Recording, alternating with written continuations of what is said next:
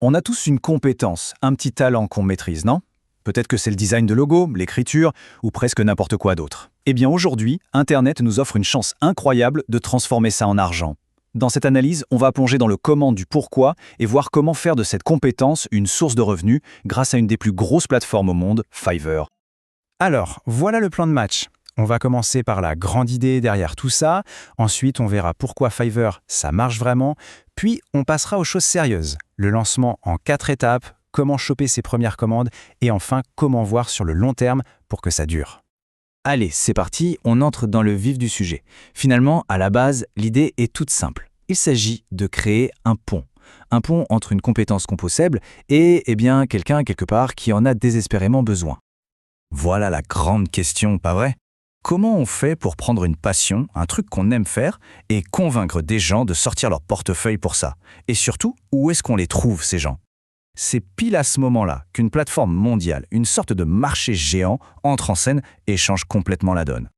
Et cette réponse, une des plus connues en tout cas, c'est Fiverr. Il faut vraiment l'imaginer comme ça, un immense marché, super animé, qui connecte directement des freelances avec des clients partout dans le monde.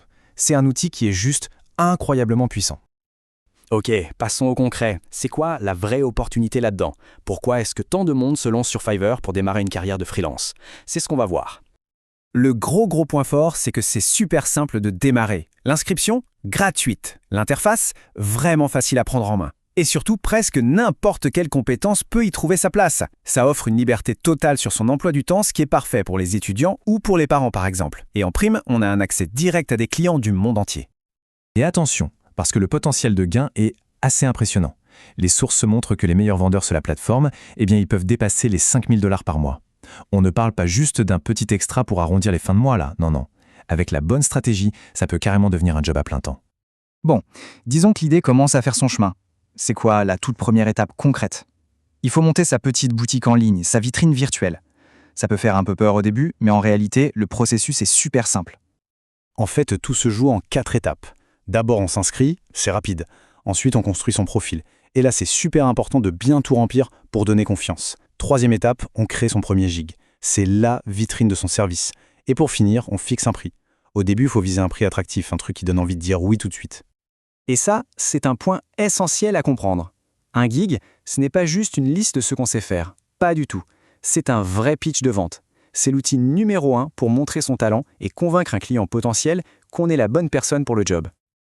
Ok, la boutique est ouverte, l'enseigne est allumée. Mais maintenant, il faut faire entrer les clients.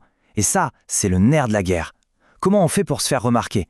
Pour décrocher ces toutes premières commandes qui sont si importantes? La bonne nouvelle, c'est qu'on n'a pas besoin d'un budget marketing de folie. Pour commencer, il y a 2 choses à faire. D'un côté, on optimise la description de son gig avec les bons mots-clés. C'est la méthode passive, les clients nous trouvent en cherchant. Et de l'autre, on passe en mode actif. On partage le lien de son gig partout où c'est possible. Facebook, Twitter, LinkedIn, etc. Mais attention, on peut faire toute la promo qu'on veut, s'il manque un truc, ça ne marchera pas. Et ce truc, c'est les évaluations, les bonnes évaluations.